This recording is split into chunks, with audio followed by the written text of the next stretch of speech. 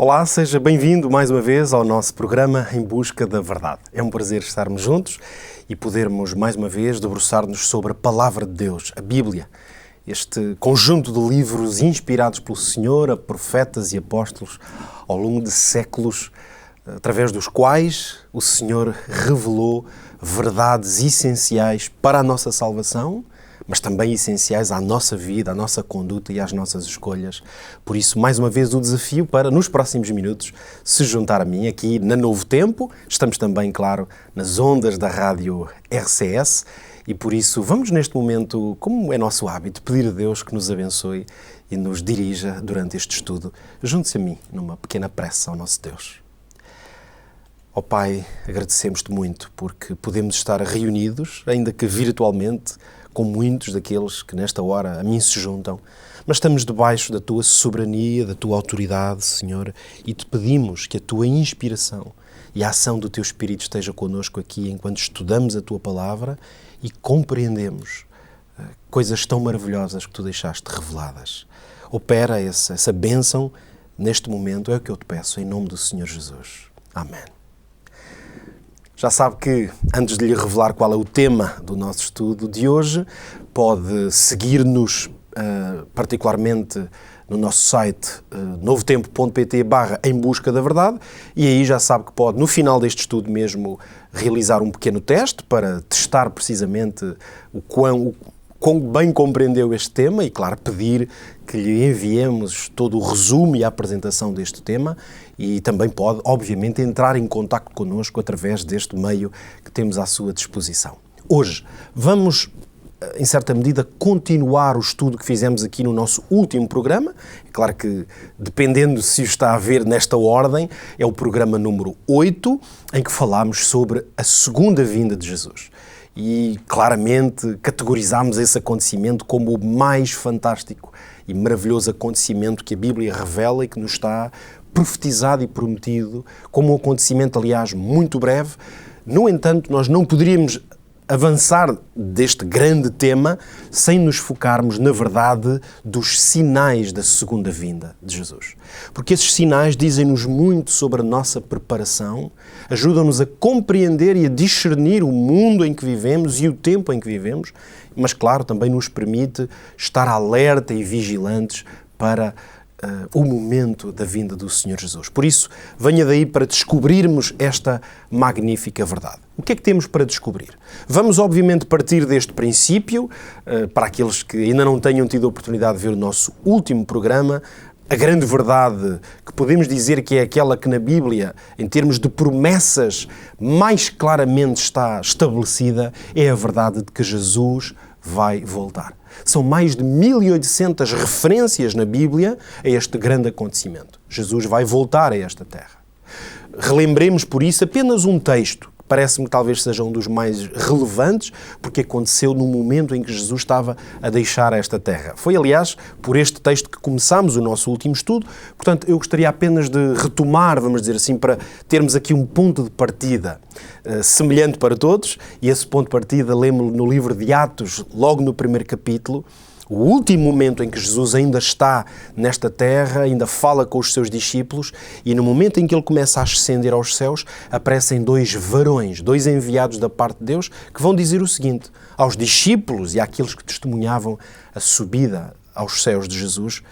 O versículo 11 de Atos capítulo 1 diz: varões galileus, porque estáis olhando para o céu, esse Jesus que dentre vós foi recebido em cima no céu, há de vir assim como para o céu o vistes ir. E aqui ficou, portanto, uma declaração que já nos diz muito sobre a literalidade da segunda vinda de Jesus, sobre como ela será visível, uma vez que ele virá do céu tal como estava a subir aos céus naquele momento.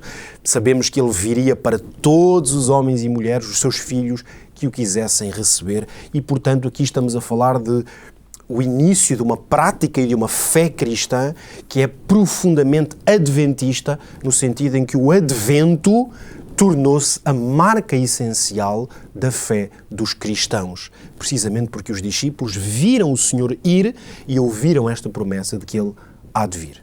Agora, importa focar a nossa atenção num facto muito importante.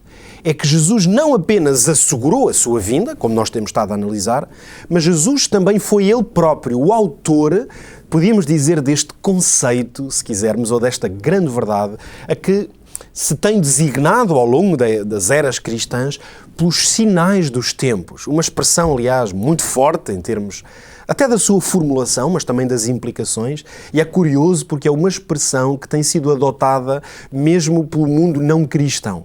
Existem até programas de televisão com este título, artigos, e ao longo do tempo tem-se tornado como realmente uma expressão idiomática de uma certa forma de olhar a realidade que se passa à nossa volta.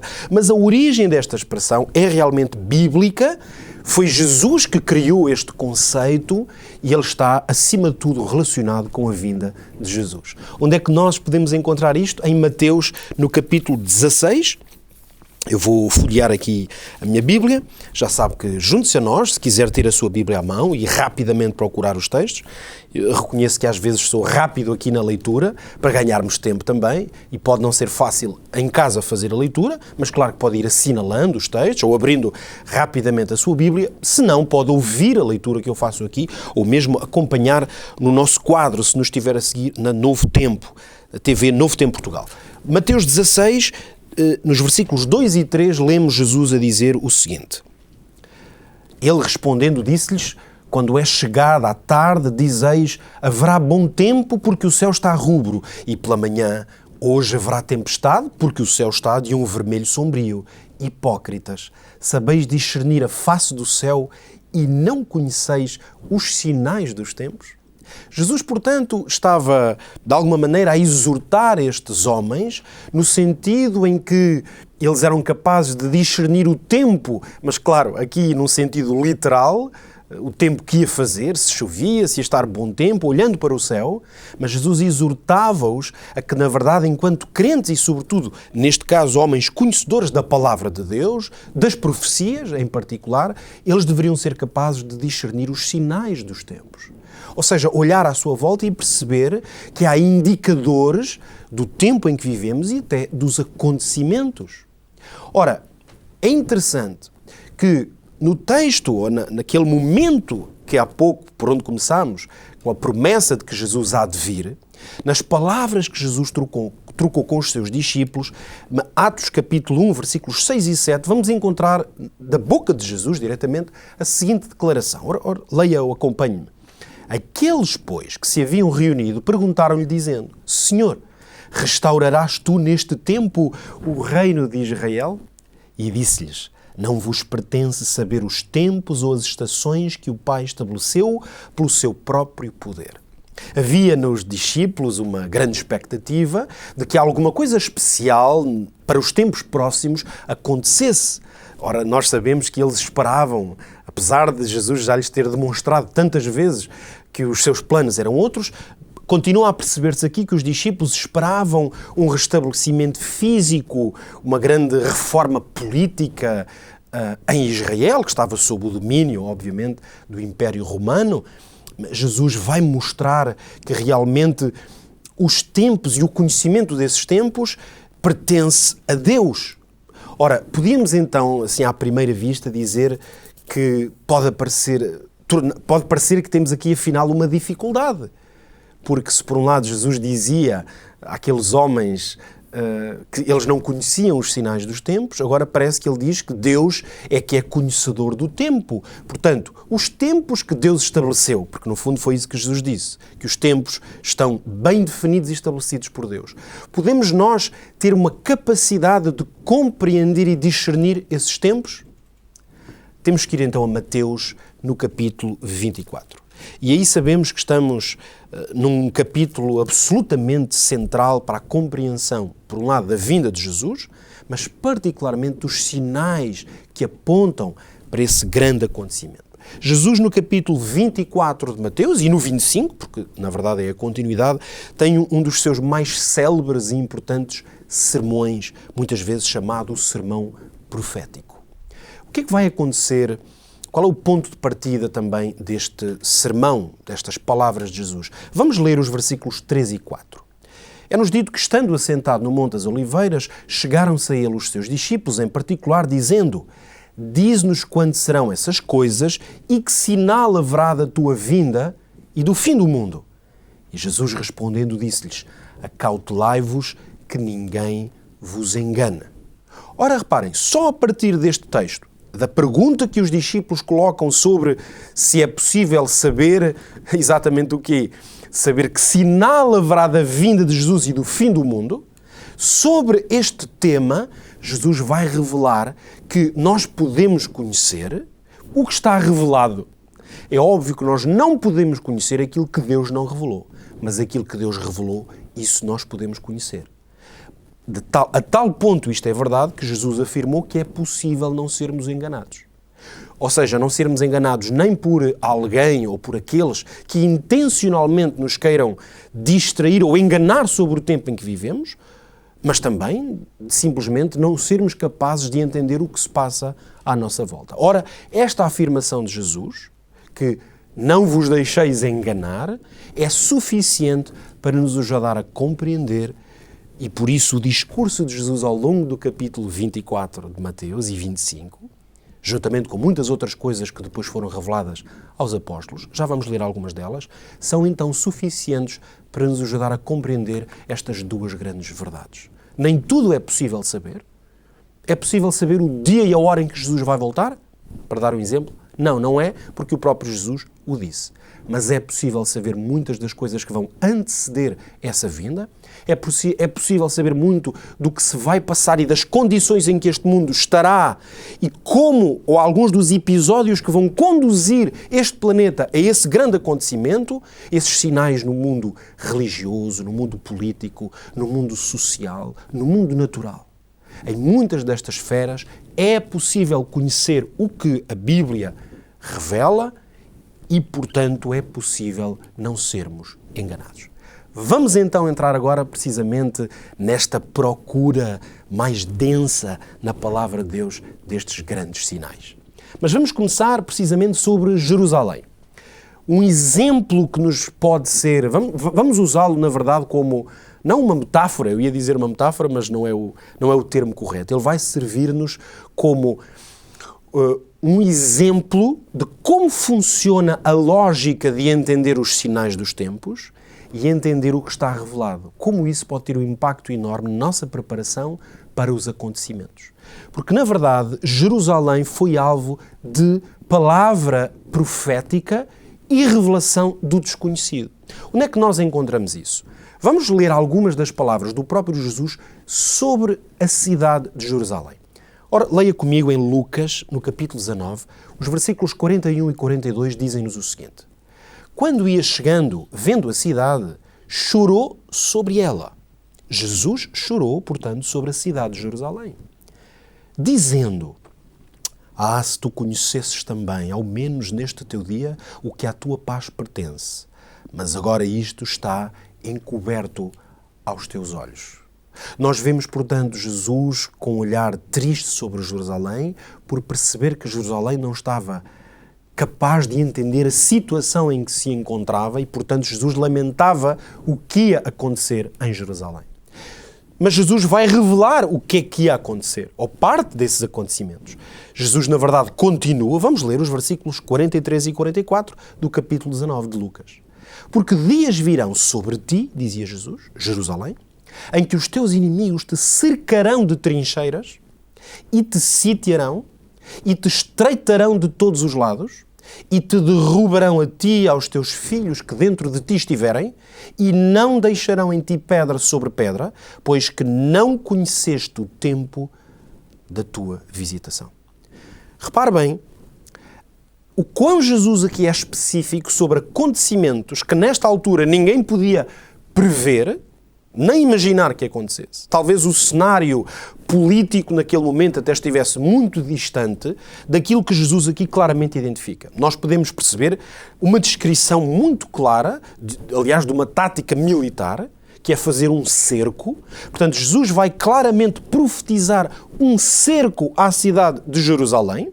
Portanto, ela estaria sitiada e cercada de trincheiras, estaria estreitada de todos os lados, quer dizer que as pessoas dentro da cidade não conseguiriam sair, portanto, a sua vida estava, obviamente, em grande risco, mas finalmente a cidade seria derrubada, os seus habitantes, portanto, os seus filhos, porque obviamente como seria uma coisa para um futuro próximo, talvez aqueles que iriam sofrer mais na pele esta profecia seriam os filhos, precisamente, daqueles que naquele momento ouviam estas palavras, e finalmente uma descrição clara de que haveria uma destruição física da cidade de Jerusalém, na afirmação, não ficará pedra sobre pedra. Parece haver aqui uma contradição, não sei o que lhe parece, entre, por um lado, estarmos a dizer que é possível conhecer aquilo que está revelado, mas, por outro lado, parece haver coisas que são encobertas.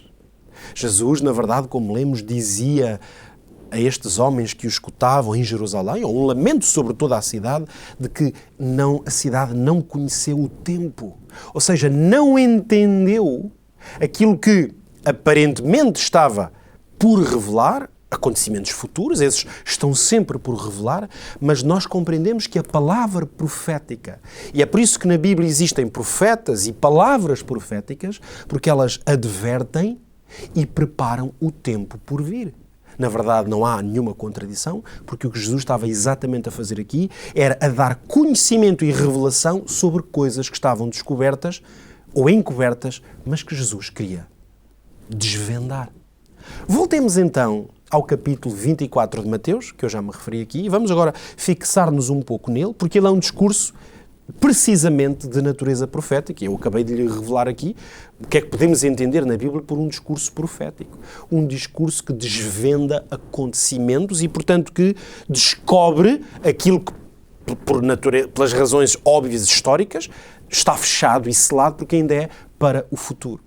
Na verdade, Mateus 24 é um texto que pode ter uma dupla leitura. Dupla leitura quer dizer que as palavras de Jesus neste grande discurso referiam-se a dois acontecimentos distintos.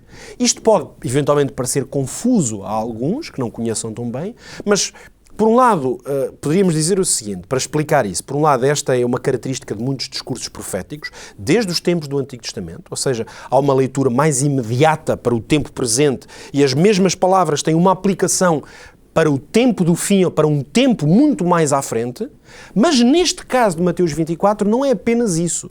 É algo até mais literal do que isso. É que os discípulos, quando se encontraram com Jesus e o ouviram afirmar alguma coisa sobre Jerusalém e sobre o Templo de Jerusalém em particular, fizeram uma dupla pergunta. Nós, na verdade, já lemos. Eu há pouco não dei detalhe, ou não mencionei como particularidade, mas a verdade é que os discípulos, quando ouviram Jesus dizer, ao olhar para o templo, não ficará aqui pedra sobre pedra, isso, claro, causou-lhes uma grande indagação e curiosidade, e então eles perguntaram a Jesus. Primeira pergunta, quando serão essas coisas? O não ficar pedra sobre pedra, portanto alguma coisa literal, para breve, que acontecerá em Jerusalém, mas também perguntaram porque entenderam que nas palavras e no discurso de Jesus havia algo mais escatológico, ou seja, mais relacionado com o fim deste mundo, não apenas de Jerusalém, por isso também perguntaram que sinal haverá da tua vinda e do fim do mundo. Por isso é que em Mateus 24 nós vamos encontrar Jesus a dar resposta muito específica a cada uma destas perguntas. E aqui nós vamos encontrar, mais uma vez, tal como já lemos em Lucas 19, mas agora em Mateus 24, também mais alguma revelação sobre o que iria acontecer em Jerusalém. Repare o que disse Jesus profeticamente. Mateus 24, vamos ler partes entre o versículo 16 e 20. Os que estiverem na Judeia, fujam para os montes. Judeia, precisamente onde estava Jerusalém. E quem estiver sobre o telhado, não deixa atirar alguma coisa de sua casa. E quem estiver no campo, não volta atrás a buscar as suas vestes. Mas ai das grávidas e das que amamentarem naqueles dias. E orai para que a vossa fuga não aconteça no inverno nem no sábado.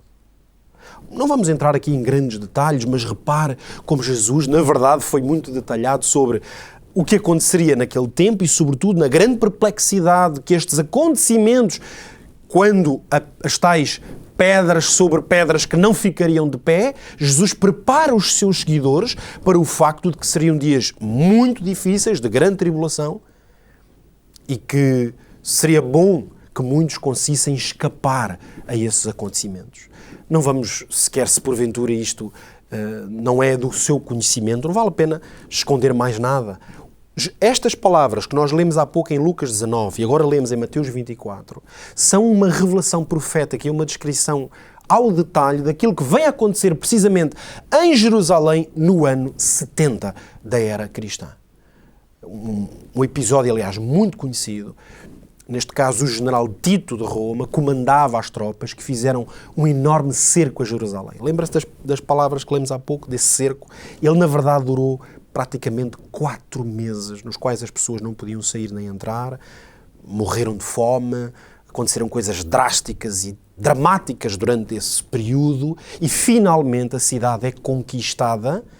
E mesmo se o próprio general Tito, segundo alguns relatos e, enfim, a própria liderança romana não queria que isso acontecesse, a verdade é que havia como que lá está um fogo profético que fez com que os soldados acabaram por lançar fogo e por destruir a cidade. Ela foi queimada, o templo de Jerusalém foi totalmente destruído. Aliás, eu trouxe aqui uma pequena imagem, não em Jerusalém, mas depois de um monumento que foi criado em Roma, que celebrizou, através de dizeres e de algumas esculturas aqui esculpidas neste magnífico monumento de estilo romano, onde ficou um registro histórico do que Roma considerou, claro, para si, como uma grande conquista, porque os judeus tinham iniciado, alguns anos antes, uma guerra numa tentativa de criarem a sua autonomia e independência. Aliás, poucos anos antes, tinham tido algumas vitórias que deram, aliás, aos líderes judeus uma percepção de que se calhar poderiam vencer esta guerra e depois foram realmente barbaramente, drasticamente esmagados.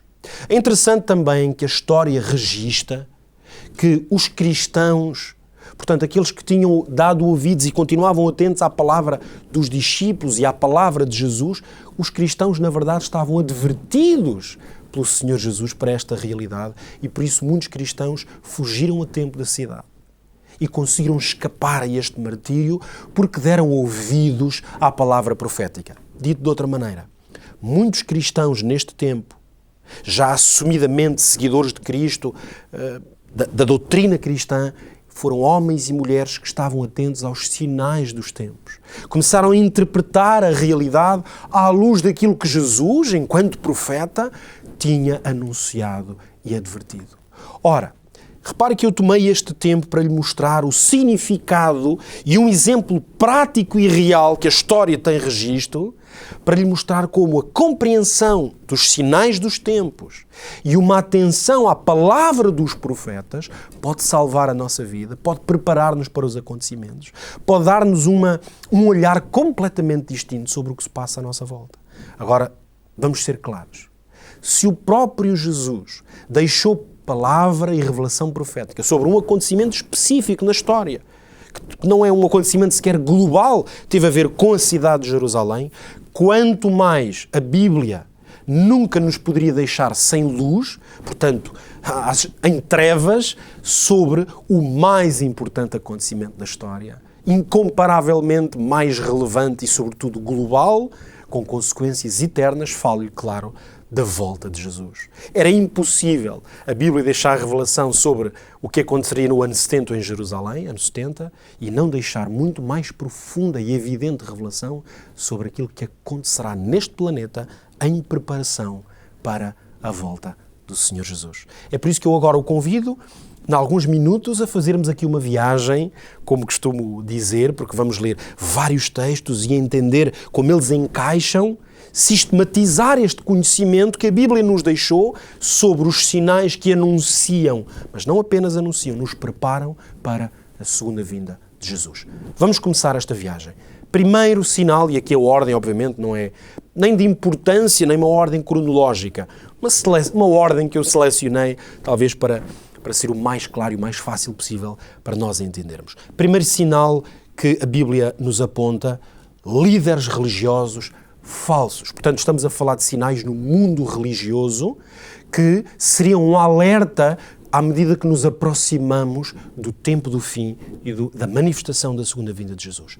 Lemos isto em Mateus 24 que será o capítulo principal da nossa análise, precisamente porque é a resposta, lembre-se, de Jesus à pergunta: que sinais haverão do fim do mundo e da tua vinda? Embora vamos também ler outros textos. Mas em Mateus 24, noto que o versículo 5 e o versículo 24, que diz o seguinte: muitos virão em meu nome, o nome de Cristo, dizendo: eu sou o Cristo, mas enganarão a muitos, porque surgirão falsos cristos, falsos profetas, e farão tão grandes sinais e prodígios que, se possível fora, enganariam até os escolhidos.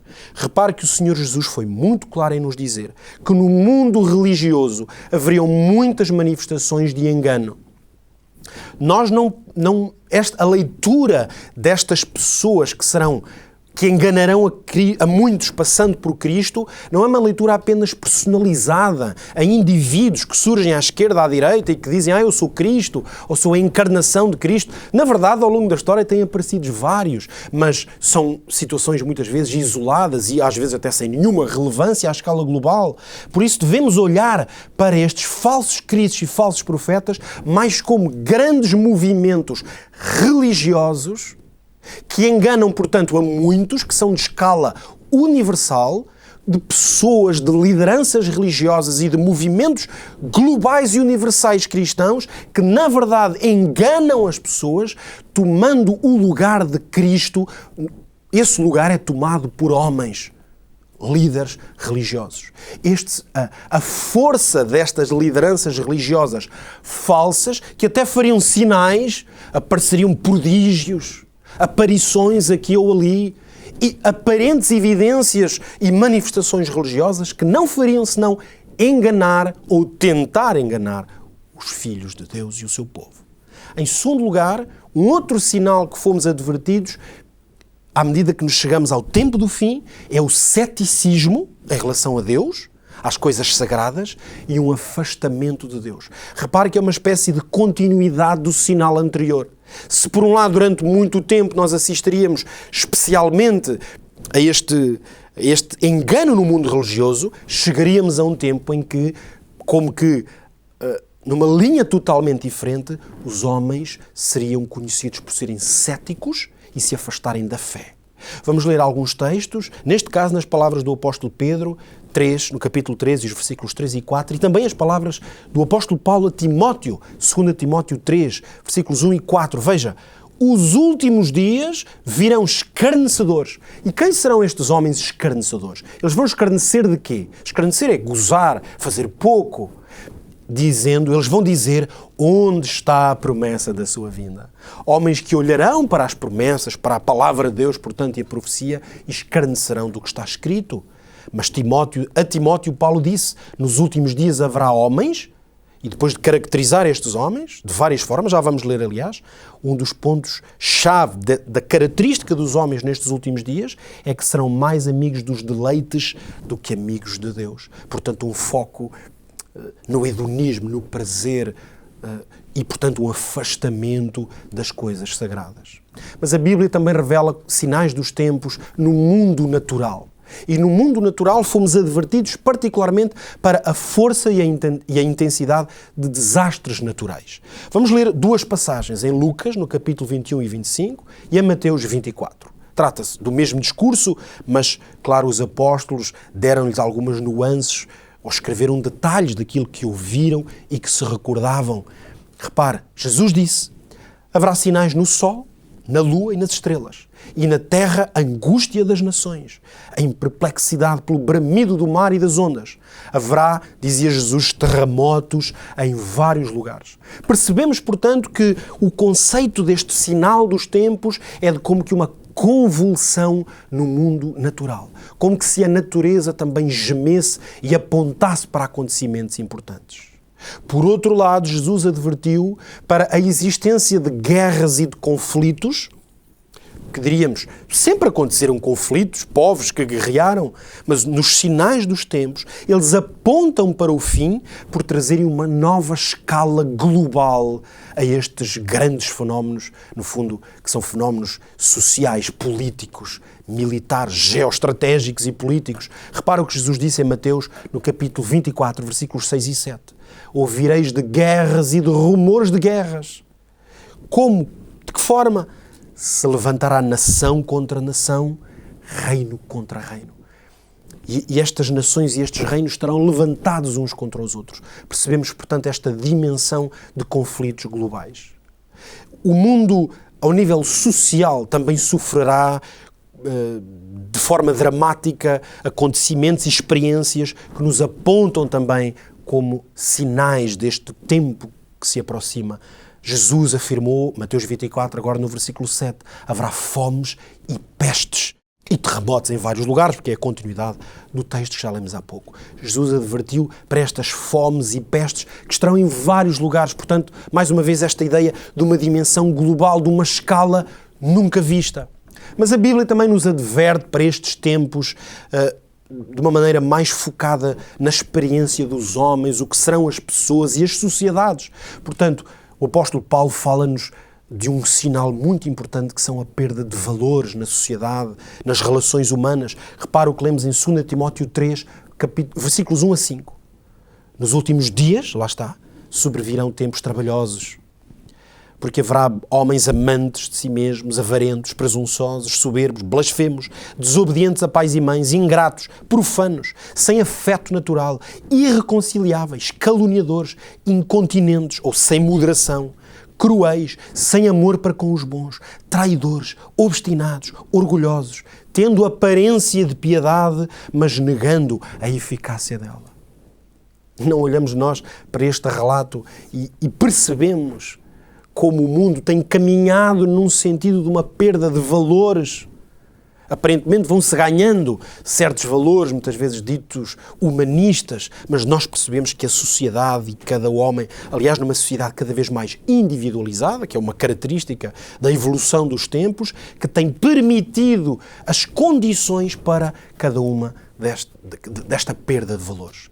Poderíamos, portanto, falar, ligado a este sinal, de uma forma mais abrangente, a Bíblia fala-nos de um sinal dos tempos, que é a decadência moral que será vista na experiência humana. Repare mais uma vez o que Jesus revelou. Mateus 24, vamos ler os versículos 12 e o 37.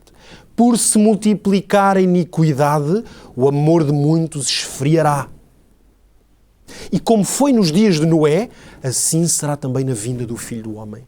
Ora, não sei se o conhece ou não o relato, muitos de vós com certeza, mas o que é que aconteceu nos dias de Noé? Quais eram as condições dos dias de Noé que fizeram com que o Senhor enviasse um dilúvio universal?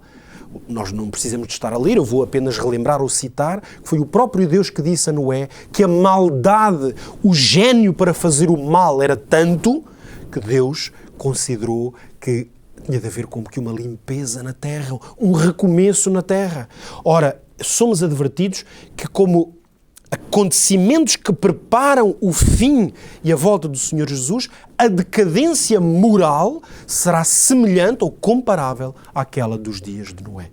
E o último sinal que lhe vou apresentar nesta lista, antes de depois revelar-lhe algo absolutamente extraordinário que a Bíblia tem para si, eu mostro-lhe que Jesus também profetizou como um dos sinais dos tempos a pregação do Evangelho, das boas novas do reino de Deus, da salvação em Jesus Cristo, mas particularmente uma pregação associada ao anúncio da vinda de Jesus, uma preparação para o tempo do fim, aquilo que nós podíamos designar como uma pregação global do Evangelho. Jesus profetizou que esse seria um dos sinais de preparação para a sua vinda. Mateus 24, lemos agora no versículo 14, este Evangelho do Reino será pregado em todo o mundo, em testemunho a todas as nações, e então virá o fim. Repare como uma lista de acontecimentos que acabamos de descrever, em 8 pontos, nos ajudam a perceber o contexto no qual este mundo vai ser encontrado antes da vinda de Jesus. Olhando apenas para esta descrição em 8 pontos, naturalmente que qualquer um de nós facilmente diria: uau, isto parece uma descrição do mundo em que vivemos, sobretudo se olharmos para a história e percebermos a evolução do mundo. Mas claro que há uma pergunta ainda muito importante. Quando é que estas coisas seriam vistas? Será que nós podemos encontrar alguma revelação ainda mais específica na Bíblia que nos ajuda a entender quando é que nós, a partir de que momento é que deveríamos estar especialmente atentos a estes acontecimentos? Para lhe mostrar que há uma resposta a esta pergunta, precisamos de entender que os profetas revelaram um sinal dos tempos que é absolutamente central, é uma chave para entender o tempo em que vivemos. Eu proponho lermos esse sinal, naquela que podemos dizer que é a primeira referência bíblica a esse acontecimento-chave. Lemos isto nas palavras ou na revelação dada ao profeta Daniel, no capítulo 12 e o versículo 4. Leia comigo. Tu, Daniel, dizia o anjo a Daniel o profeta, encerra estas palavras e sela este livro até ao fim do tempo. Muitos correrão de uma parte para a outra. O conhecimento se multiplicará. O que é que nós encontramos aqui? Uma referência clara a uma nova era profética. Porque é que é uma nova era? Porque o próprio anjo vai designar essa era a Daniel como o fim do tempo. Reparem que o anjo não está a dizer que a história vai terminar nesse momento ou que Jesus vem. Ele diz que as palavras deste livro, portanto o livro de Daniel, estariam como que encerradas ou seladas ou guardadas até o início desse período profético, que eu estou a chamar-lhe uma nova era profética, e que também nos é dito como segundo elemento de que esse tempo começaria quando o conhecimento se multiplicasse. Ora, o conhecimento, obviamente, sobre as palavras deste livro que estão seladas. Portanto, nós podemos dizer que um sinal que foi revelado ao profeta Daniel dizia respeito ao início de um novo período profético chamado tempo do fim, ou fim dos tempos, e que ele coincidiria com uma redescoberta da profecia, precisamente porque essa redescoberta conduziria o povo de Deus, o verdadeiro povo de Deus e todos os que queiram estar atentos a perceber o tempo em que vivemos. Por isso eu gostava hoje de ajudá-lo nesta incrível descoberta para compreendermos quando é que isto aconteceu e que acontecimentos é que estão em causa, porque é possível fazê-lo. Aliás, é mesmo neste texto, em Daniel, capítulo 12, agora veja, logo à frente, no versículo 7, vamos ter aquela que é realmente a grande revelação em termos proféticos, uma profecia cronológica, portanto, que implica tempo e que foi dada a Daniel para que ficasse registado. Nós sabemos que ele não iria compreender, o anjo tinha-lhe dito, isto não é para tu compreenderes, este livro vai ficar selado, mas ficou ali uma referência em relação a esses acontecimentos, uma referência profética e cronológica. Venha descobrir então comigo qual é. Ouvi o homem vestido de linho que estava sobre as águas do rio. Repare, é Daniel que está a descrever. O qual levantou ao céu a sua mão direita e a sua mão esquerda e jurou por aquele que vive eternamente que isso seria para... Portanto, estes acontecimentos que nós acabamos de ver, o tempo do fim e a redescoberta das profecias, seria para um tempo, tempos e metade de um tempo. Uma expressão que nós precisamos de descodificar, mas que revela um tempo cronológico. Quando tiverem acabado de espalhar o poder do povo santo, todas estas coisas serão cumpridas. Nós percebemos então que aqui está uma referência precisamente ao tempo e que os acontecimentos revelados na profecia é neste lugar que vão acontecer. Ora, a expressão um tempo, tempos e metade um tempo, ela, na língua hebraica, representa aquilo que nós diríamos de uma forma, se quiser, mais clara, 1 ano, 2 anos e metade de 1 ano. Porque é isso que as expressões implicam, aliás, até noutras utilizações da própria expressão na Bíblia. Estamos, portanto, a falar de 1260 dias, simplesmente fazendo as contas. Talvez alguém diga assim, mas parece um bocadito casual, agora vamos ler aqui 1260 dias, de repente. Repare, não é de repente, nem é uma invenção meia... louca da minha mente neste momento, ou meia fantasiosa, talvez diria, porque, na verdade, esta profecia é a profecia cronológica mais vezes mencionada na Bíblia e, portanto, que mais clareza tem. Foi aquela que Deus quis deixar com maior amplitude para que os profetas pudessem revelar e aqueles que estudam e ouvem as palavras da profecia pudessem descobrir. Repare, Eu não vou fazer aqui a leitura destes textos, mas deixo-lhe esta referência. São 7 textos na Bíblia nos quais este tempo é revelado. Daniel 7:25, 12:7 e depois 5 vezes uma referência a estes 1260 dias no livro do Apocalipse, e isto é importante, entre o capítulo 11 e o capítulo 13. Nestes 3 capítulos centrais no livro do Apocalipse, nós encontramos 5 referências a esta profecia. O que é que estas 7 revelações que aparecem na Bíblia sobre este tempo, o que é que elas nos ensinam? Claro, eu estou a fazer um resumo para que compreendam o que está por trás desta revelação e a seguir já vamos então lê-la com mais detalhe. As revelações sobre este tempo profético designado como 1260 dias implica ou revela-nos o início de um tempo especial que antecede o fim. Portanto, o tempo do fim é um período de tempo que antecede a vinda de Jesus. A revelação nestes 7 textos ajuda-nos a compreender que estes 1260 dias terminam um longo período de perseguição religiosa. É isso que as profecias nos indicam. Portanto, haverá um tempo de 1260 anos de perseguição religiosa que terminará e, portanto, dará início a uma nova era neste planeta, em termos proféticos, uma era de liberdade para o povo de Deus agir. Podemos saber que tempo foi este? Podemos. Venha descobrir isso comigo. Apocalipse capítulo 12, versículo 6.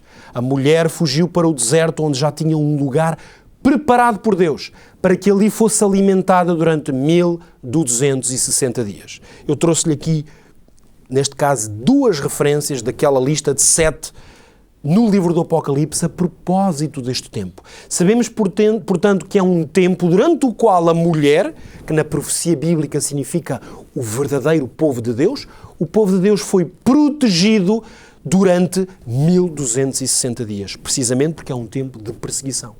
E em Apocalipse 13, que nos revela quem serão os agentes dessa perseguição, veja o que nos é revelado mais uma vez sobre este tempo. Foi-lhe dada uma boca, a um grande poder que contendia contra o povo de Deus, para proferir grandes coisas e blasfémias, e deu-se-lhe poder para agir por 42 meses. Alguns podem dizer, 42 meses? Parece surpreendente, ainda não tínhamos falado sobre esse termo aqui.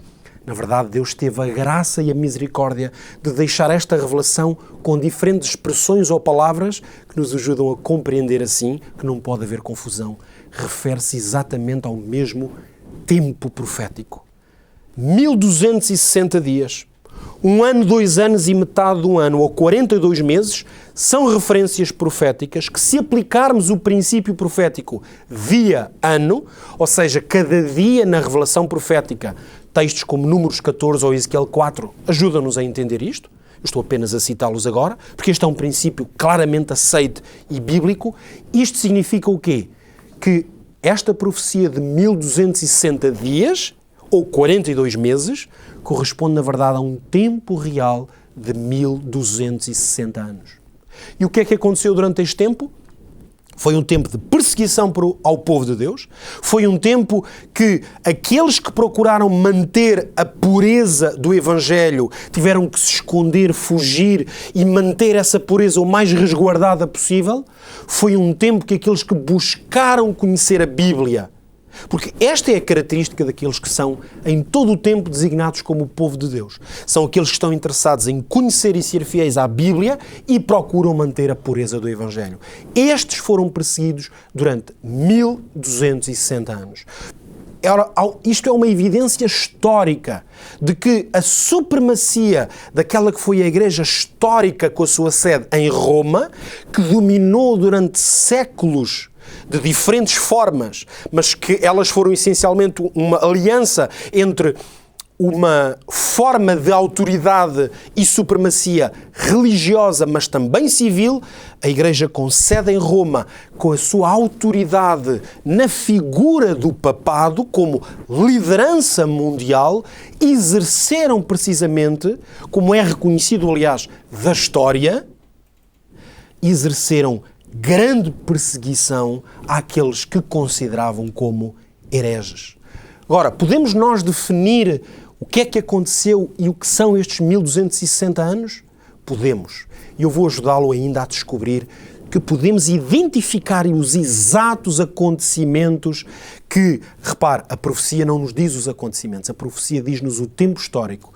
E nós, crendo na profecia, temos que olhar para a história. É essa visão historicista da profecia. Ou seja, ela entende-se através da análise da história.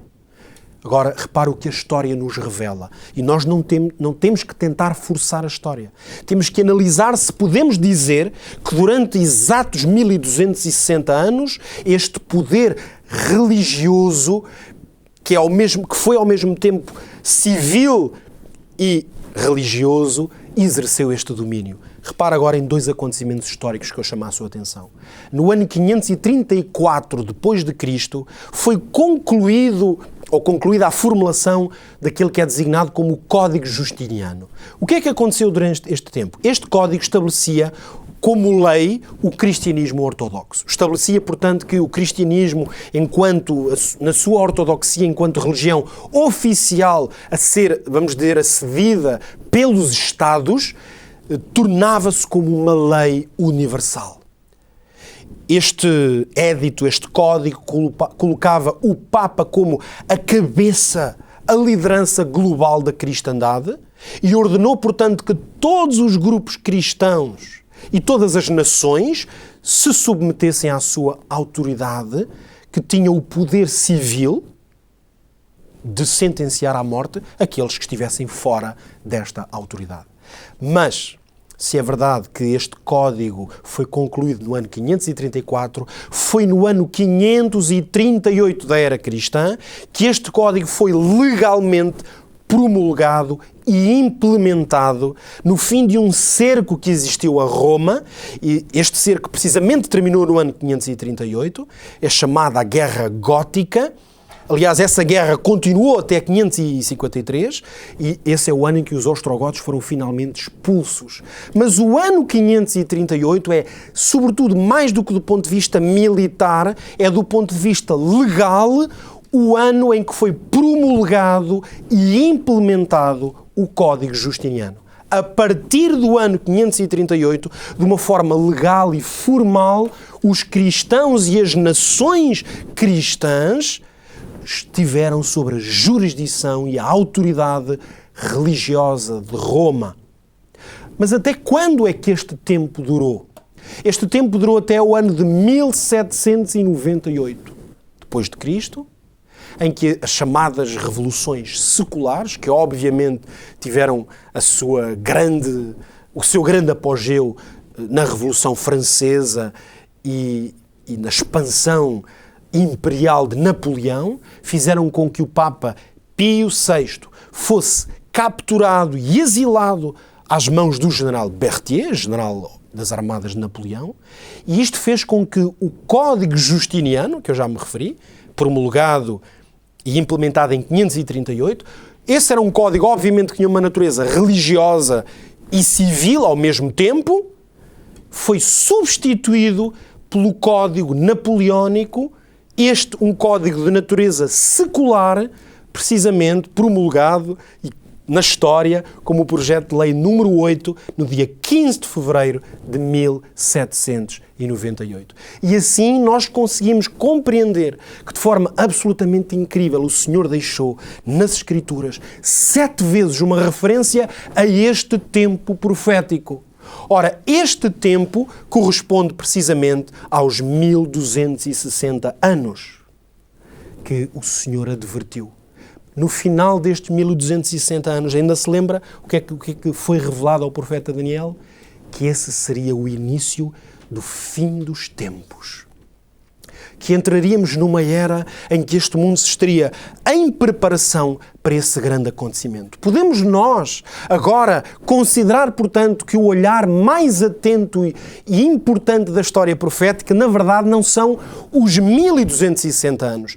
Porque durante esse tempo nós sabemos o que aconteceu. Perseguição ao povo de Deus, uma supremacia religiosa e civil por um poder religioso que nós sabemos e já o identificamos. Mas neste momento precisamos de perguntar, depois de 1798, podemos nós olhar para o mundo e olhar para aqueles, lembra-se daqueles 8 sinais dos tempos que Jesus nos advertiu? Se for verdade esta interpretação profética, então nós poderemos dizer que depois de 1798, portanto, século XIX e século XX, teríamos que conhecer um enorme aprofundamento de cada um daqueles sinais. Eu trouxe para si, por isso mesmo, uma lista de alguns dos sinais mais relevantes que nos mostram que este mundo, este planeta, entrou numa era incrivelmente distinta da era anterior, com sinais e acontecimentos que tornaram evidentes aos olhos de qualquer pessoa que esteja atenta, os sinais que Jesus nos advertiu lá em Mateus 24. Até 1783, nós tivemos a independência dos Estados Unidos como um momento-chave para compreender a história e esta nova ordem mundial e profética. Em 76, obviamente, a Declaração de Independência, unilateral, no 4 de julho, mas que depois, no Tratado de Paris, é reconhecida em 1783. Repare que é precisamente neste período de tempo, entre 1789 e 1799, que nós temos a Revolução Francesa, que é um momento absolutamente chave para uma nova ordem política, filosófica, humanista no mundo. Os valores alteram-se completamente de uma lógica religiosa para uma lógica secular a partir desse momento. Repare que é neste momento, note que a data é impressionante, 1799, que nós temos a primeira sociedade, vamos dizer, de natureza religiosa, bíblica, que trouxe com o surgimento das sociedades bíblicas, a primeira delas depois em 1804, que vai trazer um rejuvenescimento de quê? Do conhecimento e do estudo da Bíblia. Em 1844 vamos conhecer o movimento millerita nos Estados Unidos, que é talvez o exemplo mais profundo de um movimento maior, que foi um grande reavivamento profético, que começou a acontecer precisamente no início e a meados do século XIX. Repare que é precisamente durante este período, em 1848, que nós vamos ter o édito do Manifesto Comunista de Karl Marx e Engels. Este tratado, este manifesto, sabemos que deu origem a uma nova forma e uma nova revolução social de natureza profundamente secular. Então nós temos, por um lado, a Bíblia que é aberta, as missões que se vão expandir, mas, por outro lado, novos ventos seculares. Repare que em 1859, mais uma força no sentido de uma visão secular, nós temos Charles Darwin e a sua primeira edição do livro Origem das Espécies, com tudo o que ele representou na história. Mas precisamente durante este período, a começar em 1793, com as grandes missões à Índia e à China, e até 1875 considera-se que é um período no qual o ressurgimento das missões cristãs, agora não na forma de cruzadas, mas de verdadeiras missões para a proclamação do Evangelho, tornaram-se parte da natureza, vamos dizer, da ação das igrejas, particularmente as igrejas protestantes e da reforma protestante. Nota agora, ainda a terminar esta nota, o crescimento da população mundial. Repare que neste quadro, nós até o ano de 1800, portanto, note bem os acontecimentos e como eles se encaixam na história, até o ano de 1800, a demografia mundial levou-nos ao primeiro bilhão ou milhar de milhões de habitantes na Terra.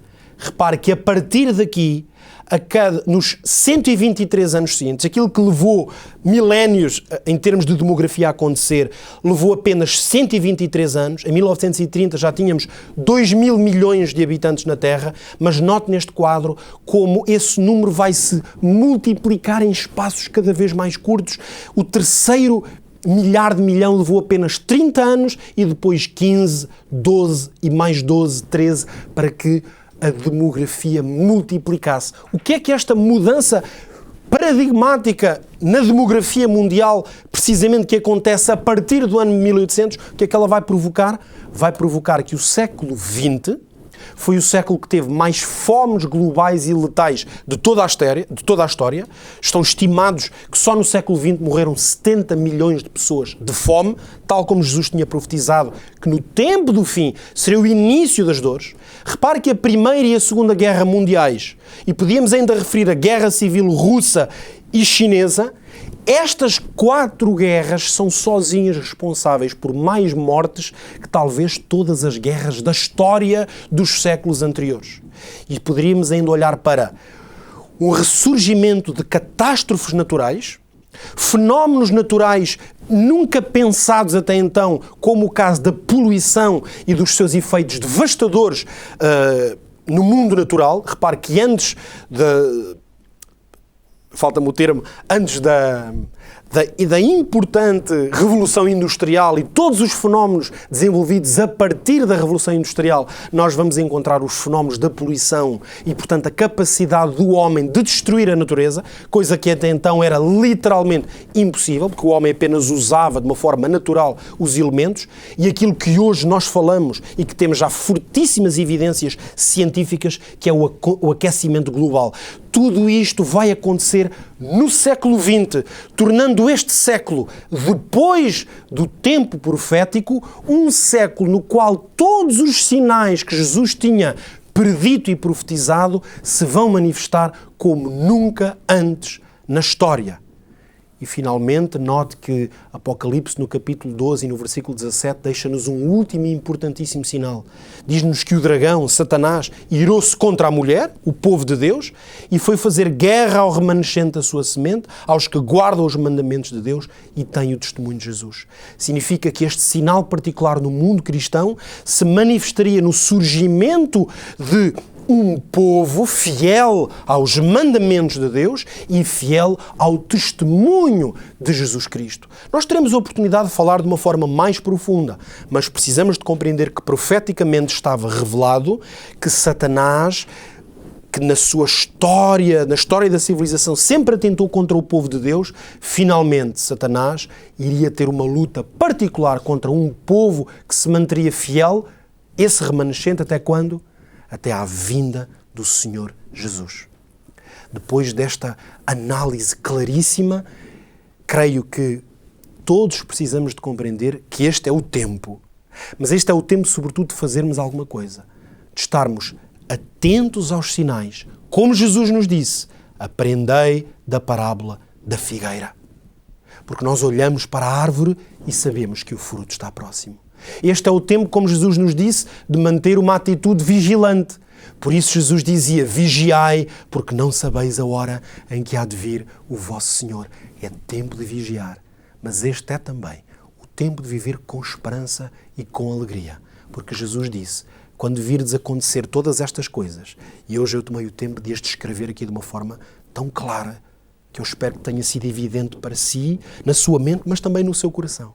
Porque este não é um tempo para medo do fim, nem para perplexidade. A perplexidade é para quem não conhece os tempos, nem entende a palavra da profecia. Para os que a conhecem, Jesus disse, este é o tempo de olhar para cima e de ter esperança e alegria. Porquê? Porque a nossa redenção está próxima. Jesus está perto. A sua segunda vinda vai cumprir-se muito em breve. Os sinais apontam nesse sentido e por isso este é um tempo de preparação, de vigilância e de alegria. Que Deus o ajude a ter essa experiência. Amém. Até ao próximo programa, se Deus quiser.